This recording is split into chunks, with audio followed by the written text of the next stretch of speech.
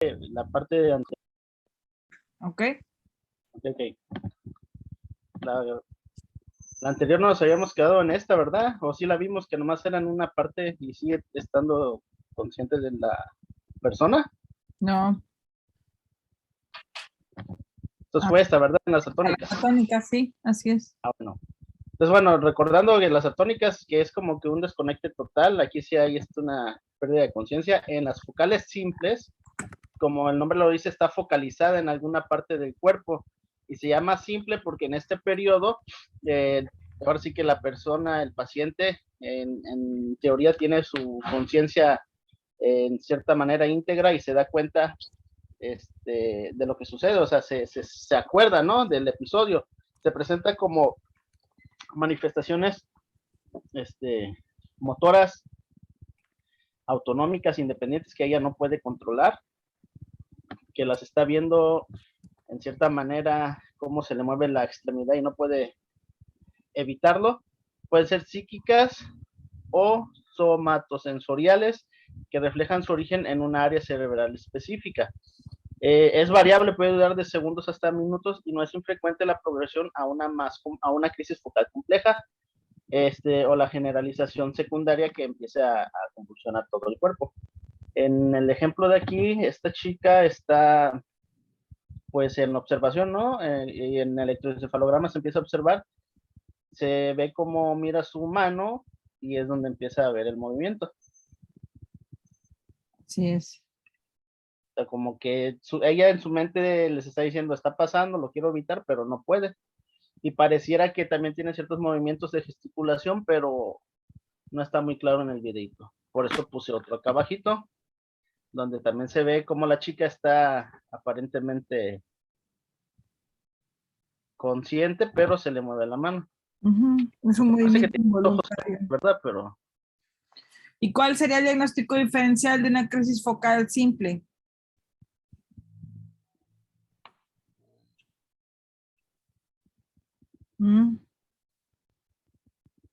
Una tónico-clónica. No, podría ser una mioclonía, alguna alteración electrolítica puede dar movimientos, Okay, sí. pero a diferencia de la crisis focal simple, solamente es en una parte del cuerpo, una extremidad, y las mioclonías no, se repiten en diferentes partes del cuerpo. Por ejemplo, los bebés cuando tienen hipocalcemia, pueden hacer mioclonías de las dos extremidades inferiores, ¿no? A diferencia de las focales simples que nada más es en una mano o nada más en una parte de la cara, ¿vale? Ok. Entonces estas son las focales simples.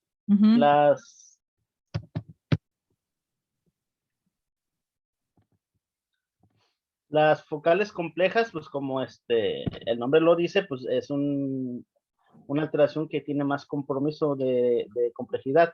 Incluso aquí la conciencia ya no está presente, ya en el periodo de la crisis focal compleja no hay recuerdo de lo que sucedió. Generalmente van a ser bruscas, más de 30 segundos. Se pueden iniciar en el lóbulo temporal o en áreas extratemporales diferentes. Se producen automatismos, como les comentaba, puede haber gesticulaciones, ¿no? Puede haber chupeteos, puede haber movimiento de los labios. Me parece que en algunas personas pueden hasta la lengua tratar de sacarla o hasta se las pueden morder.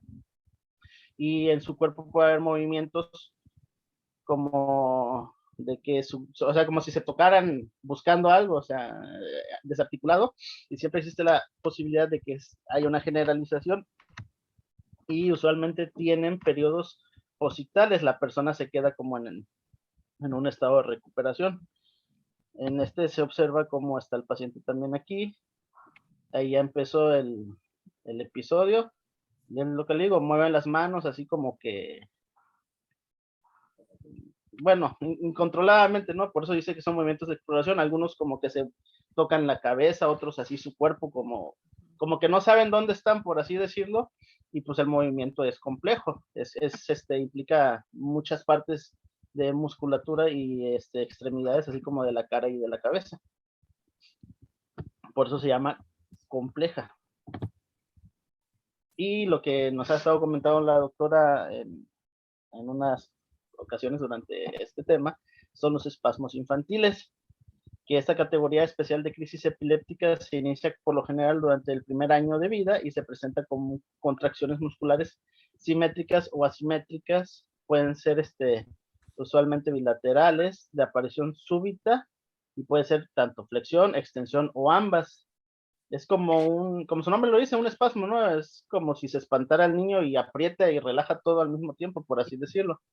Ocurren en salvas y comprometen usualmente los músculos de la nuca, tronco y las extremidades. Se pueden desencadenar en los periodos de somnolencia o al despertar. Esto del periodo de somnolencia es como, no sé si tenga comparación con el que a veces están durmiendo y y dan el cabezazo, pero el cabezazo No, es el normal es de que periodo se cae a y lo se que se refiere recupera, ¿no? aquí es el postictal, o sea, no, así como cuando tienes una tónico crónica y después están somnolientos, así es el postictal lo que está hablando, o sea. Ah, ok. Yo refería a eso, que cuando hay niños que se están durmiendo dan el cabezazo y se recuperan y no pasa nada. Pero en este caso el niño sí hace la contracción, así como aquí se ve. Está el niño pues acostado y de repente hasta se espanta, ¿no? Porque no sabe qué es lo que le ocurre en ese momento. Hasta ahorita a mí nunca me ha tocado ver un niño que presente ese tipo de Sí, convulsiones, los pero niños con West hacen espasmos. Sí, es muy común. bueno, de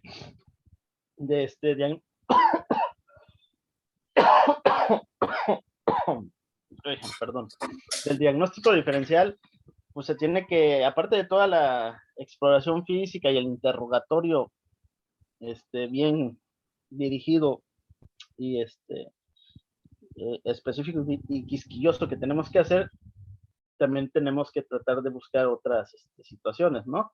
Puede haber algún trastorno paroxístico que no sea de origen epiléptico, sobre todo si la epilepsia cursa con afección de su conciencia o de la conducta, o cuando se manifiesten, cuando se produzcan manifestaciones motoras. Se recomienda que los pacientes con sospecha de un síncope cardíaco sea valorado por un cardiólogo. De hecho, después de hacer todas las anamnesis, también venía un recuadro donde decía que ante sospecha de alguna cuestión ahí de malformación cardíaca o soplo cardíaco, que amerita que esté combinado junto con algún episodio de aparente crisis epiléptica, tiene que ser valorado por el cardiólogo pediatra, y eso ya es una referencia a tercer nivel.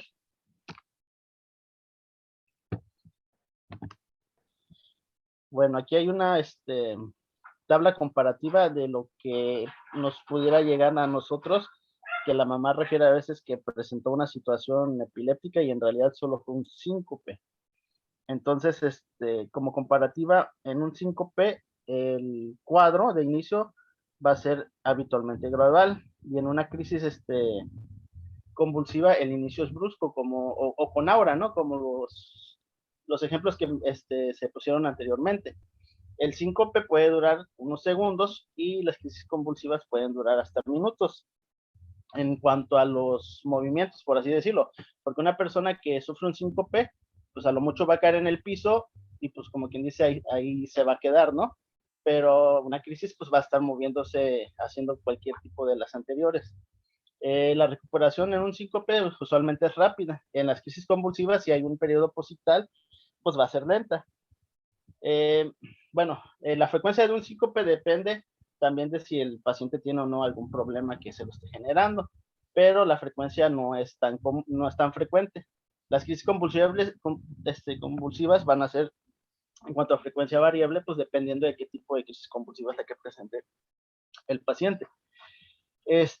Los precipitantes, en un síncope, si la persona pasa mucho tiempo en bipedestación, si hay algún dolor, si hay micción, si hay tos o emoción, o incluso el hambre, pueden ser suficientes para generar un síncope. En cuanto a las convulsivas, podemos ahora sí que apuntar hacia algo más de especie neurológica. Si hay privación del sueño, también ya lo vimos, puede generar una crisis convulsiva. Si el paciente usó drogas, alcohol, si hay luces intermitentes de azul y rojo o de estrobos, si el paciente tuvo hiperventilación como la que vimos, que hacen ejercicio y se pueden generar las crisis convulsivas.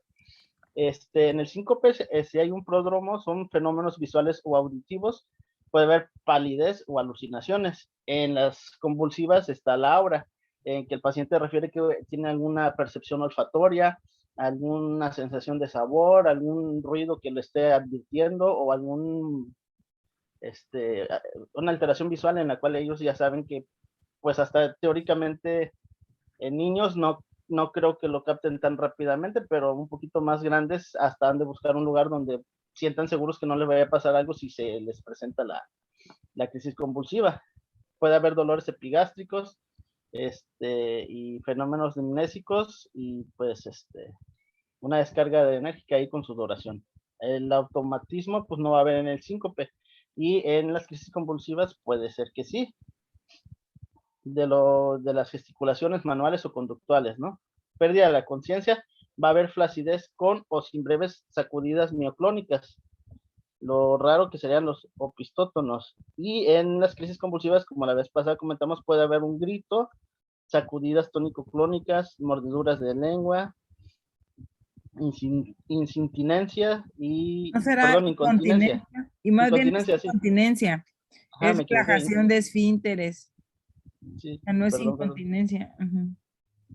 Ah, ok, sería relajación de esfínteres, ok. Mm. Bueno, acá sí mencionaba la incontinencia, que pues teóricamente es, como dicen, la relajación de esfínteres. En el síncope es raro, y pues en las crisis convulsivas sí puede ser habitual que haya relajación de esfínteres. En cuanto a daño físico, aquí lo pone como raro, pero pues, eh, o sea, en cuanto a la estadística, ¿no? Es menos frecuente. En cambio, en una crisis convulsiva lo marca como más frecuente, o sea, no sé si por la intensidad, como decirte, con la frecuencia que como tienen más episodios en los que pueden sufrir esto, pues es más frecuente que haya lesiones, ¿no? Sí, así es. En cuanto a exámenes de laboratorio, como dijo la doctora, puede haber desequilibrios hidroelectrolíticos o que pueden generar situaciones similares, pero aquí mencionaba que no hay necesidad de solicitar biometría, calcio ni magnesio en un niño que se encuentra totalmente recuperado de un primer evento convulsivo, a menos que la historia clínica sugiera la necesidad de ello, por lo que comentó que hay pacientes que a lo mejor las mamás ya saben un diagnóstico previo de alguna enfermedad y pues ya no lo ve tan necesario. Bueno, Ahora yo sí que creo que se entiende como que si el niño llega caminando a la consulta y te dice la mamá, vengo porque en algún momento convulsionó, o sea, no es urgente que en ese momento se lo pidas, ah, pero ok, sí es ajá, necesario que lo tenga. ¿Por qué? Porque en dado caso de que el niño se le documente epilepsia o convulsiones o algún síndrome como West, como Lennox-Gastaut, pues va a requerir manejo anticonvulsivante. Entonces, si es necesario tener una biometría, electrolitos, pruebas de funcionamiento hepático, examen general de orina. ¿Por qué? Porque esos medicamentos pueden hacer daño hepático, trastornos hidroelectrolíticos. Por ejemplo, el valproato pueden hacer acidosis tubular renal. En algunos niños, dependiendo, sí, a veces es necesario tomar una gasometría basal, porque hacen una acidosis tubular transitoria. Entonces, sí, lo que yo entiendo en esa diapositiva es que a lo mejor en ese momento, si el niño llega caminando, rascándose la panza y realmente no tiene una convulsión en ese momento o llega en periodo postictal y se recupera totalmente, pues a lo mejor no es necesario hacerle una biometría hemática. Pero si te están diciendo que es un niño que convulsionó, que tuvo fiebre de 40, que ha tenido diarrea o ha tenido o sea, ha tenido una antecedente de fiebre, entonces sí, deberías de ajá. tomarle al menos una biometría hemática, examen general de orina para documentar infección, ¿no? Ok, sí. Muy bien, a ver, continúa. Aquí es lo que comentaba, que sí se debe realizar una biometría hemática, glucosa sérica, sodio en niños con eventos convulsivos de primera vez, cuando en forma conjunta al evento convulsivo exista lo que prácticamente ya dijo usted, diarrea, deshidratación, alguna afección progresiva o persistente del estado de conciencia, si presentó vómito, que no se recuperen inmediatamente del nivel de alerta. Y pues no recuerdo bien, pero la fiebre también en otro artículo Pues el venía. antecedente de fiebre sí es importante, Sí, sobre todo en menores de 5 años. sí, Ajá. no lo puse, pero sí, aquí era con fiebre también, a fuercitas le tenemos que hacer, pues buscar, ¿no? Muchas cuestiones. Se puede realizar una punción lumbar, pero bueno, aquí obviamente no va a ser, bueno, no sé como los tiempos, ¿no? O sea, tal vez no llegando, le vamos a pedir la punción lumbar, pero si vemos que tiene No, otros síntomas y otros signos sugestivos que a sí, así nosotros es. nos den la idea de que tenga una infección a nivel neuronal o alguna cuestión ahí como ya de meningitis, entonces pues ya Ejemplo, pensaríamos. un neonato que llega con fiebre y no se documenta alteración hidroelectrolítica y convulsiona y vuelve a convulsionar, se considera sepsis, entonces sí se considera foco de sistema nervioso central en ese nivel.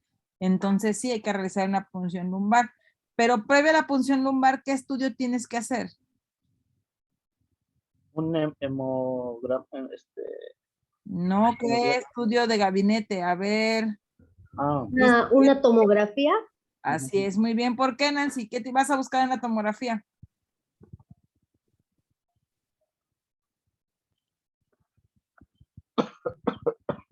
Nancy, a ver quién más, quién me contesta. Lucía, ¿qué vas a buscar en la tomografía?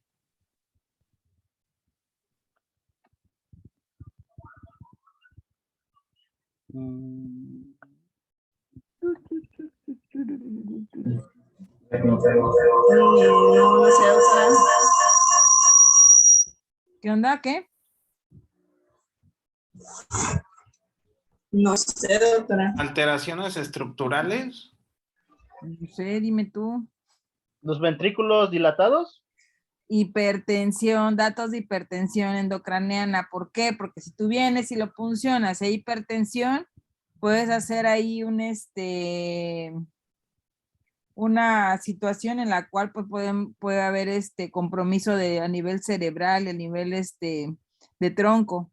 Entonces, pues sí, a lo mejor tenía fiebre, pero a lo mejor no es que tuviera fiebre, tenía síntomas neurológicos, pero a lo mejor eran propios de una hipertensión endocraniana y no de algún foco infeccioso. Entonces, siempre es importante, en neonatos, hacer un ultrasonido transfontanelar.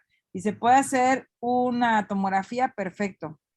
Pero siempre un niño que se le va a hacer una punción lumbar debe de tener, o sea, no hay sí hay urgencia, pero tienes que tener en cuenta de que tienes que tener la seguridad que no hay datos de cráneo hipertensivo, ¿vale? Entonces sí es importante hacer una tomografía de cráneo. Hay que saber por qué pedimos las cosas. Ok, ¿qué más? Bueno, ahora sí en los de gabinete, ¿no? ¿Sí? El electroencefalograma a todos los niños que presenten una primera crisis convulsiva, el estudio puede realizarse en vigilia o sueño, con desvelo o fotoestimulación. Es recomendable que tenga una duración de 25 a 35 minutos y que se realice con la siguiente estimulación: párpados abiertos y cerrados. Si el paciente va a hiperventilar de 3 a 4 minutos, como ejemplos que vimos anteriormente. Uh-huh. Estimulación luminosa intermitente a diferencia frecuencia y estimulación sonora. La monitorización del video del electroencefalograma debe también ser evidenciada en video para que a la hora de que los especialistas comparen los trazos se vea que estaba haciendo Si hay el movimiento, paciente. ¿no? Así es. Ahora, también le tienen que hacer que tengan periodos de insomnio, ¿no? Se les pide también a los familiares que prácticamente lo menos que pueda dormir el niño una noche antes de hacer ese complemento, ¿no? En vigilia o en sueño. Depende de lo que lo pida uno o ya el especialista sabrá cómo pedirlo, doctora. ¿Por qué? ¿Pero por qué le piden el desvelo? Porque el desvelo desencadena las crisis convulsivas, ¿vale? Uh-huh. Entonces, por eso despiden con desvelo. Entonces, no es lo más que se pueda. ¿Cuánto deben de dormir? Por eso es importante saber cuánto deben de dormir los niños. Un niño para de 8 Dependiendo a... de la edad, por lo menos, ya en los escolares deben de dormir 8 horas, los adolescentes. Pero un niño, por ejemplo, un lactante de 1 año, pues debe de dormir por lo menos 10 horas, de 10 a 11 horas. ¿Vale? Entonces, Ok. ¿por qué? Porque es la manera en la que su cerebro ¿cómo se llama? Se recupera, ¿sí? También liberan hormona de crecimiento, ¿no? Exactamente. Durante la noche sabemos que se libera la hormona de crecimiento. Entonces, sí los piden desvelados para que ver cómo está despierto, luego les dicen que se duerman. Por eso, además de que muchos piensan, es que los desvelan para que se queden quietos. No, se desvela porque debe de tener ese factor irritativo. Bueno, luego los dejan dormir para ver si en el sueño pueden presentar crisis convulsiva y les ponen la fotoestimulación y en algunos les ponen audífonos. No todos, no siempre hacen ¿cómo se llaman? El video electroencefalograma. No siempre lo hacen. A veces sí se lo solicita de manera específica al neurólogo. Entonces es importante determinar esa situación. Es importante saber que el electroencefalograma, por ejemplo, generalmente se realizan en las mañanas. ¿Por qué? Porque pues en las mañanas, para tener esta cuestión del desvelo, ¿vale? ¿Se puede realizar en la tarde? Pues sí, pero no es, o sea, nos faltaría valorar ese factor irritativo, ¿vale? Entonces sí es importante tener en cuenta. También les dicen que, por ejemplo, no se bañen con jabón, que no se les ponga enjuague, no les pongan gel, que laven el pelo con jabón neutro. Muchos dicen que con el jabón sote de ese de la ropa se les puede lavar. Y pues, por ejemplo, en lactantes, en un niño de 1 año, pues debe de tener un desvelo por lo menos de 6 horas, ¿sí? Y en un niño de ya un escolar, pues sí debe de tener un desvelo también de 6 a 7 horas. Entonces, por ejemplo, lo que les dicen, no, pues despiértenos a medianoche y el electro se lo hacen a las 8 de la mañana. Entonces ya tienen 8 horas de desvelo, ¿sí? Entonces sí es muy importante esa situación. A ver, continúa Héctor Iván, porque todavía ya nos quedan 10 minutos. De hecho, ahí en la literatura decía que si era posible que, en dado caso el paciente se quedara internado, hacer el electroencefalograma durante el internamiento. Si es que pudiera ser, ¿no? Sí. No sé si en México, allá en los hospitales, sí lo apliquen, pero pues aquí no Sí, creo de que haya hecho, eso. de hecho, porque pues vienen de lugares lejos. Entonces, de por sí por el estrés del viaje, pues no es algo que normalmente se lleve a cabo en la vida normal del niño. Entonces, por eso lo que pasa es que los traen antes, les toman estudios y los dejan en el albergue. Y a veces sí, dependiendo, se ingresan al menos 48 horas antes de que le toque el electro. Por ejemplo, si le toca mañana desvelarse, ingresan por la tarde del día de hoy y ya se desvelan en la noche, cenan a la hora que deben de cenar, se desvelan en la noche y ya en la mañana se les hace el estudio. Okay. Bueno, el otro estudio que habíamos comentado, la tomografía o la resonancia, en algún paciente que por primera vez se presenta un episodio de ataque, de crisis convulsivas, se va a realizar si hay crisis convulsivas con datos de focalización, porque no sé si se acuerdan que en la de focalización dijimos que puede ser de origen temporal o ahí en las proximidades, y en las crisis convulsivas que no cumplen características clínicas clásicas de una crisis idiopática o criptogénicas, en las que ya son tal vez una crisis complejas, ¿no? Sí, o sea, de primera instancia no tendrías que tomar, si es una crisis convulsiva de primera instancia no tendrías que tomarle una tomografía. Sin embargo, dependiendo de la característica del paciente, pero si es un niño que siempre convulsiona con fiebre y por ejemplo, la fiebre no es tan alta, por ejemplo, es normal que un niño convulsione con 40 grados centígrados, pues sí, cualquiera puede convulsionar, ¿vale? Pero es un niño que tiene apenas 39 grados de temperatura y convulsiona, y no es la primera vez que lo hace, entonces sí, hay que ver que, o bien la fiebre sí es un factor irritativo, pero pues él debe tener un foco epileptógeno que se irrita con la fiebre. Entonces, si ya tiene, por ejemplo, 7 años y le pasa eso, es porque seguramente tiene epilepsia. No nos habíamos dado cuenta. ¿Ok?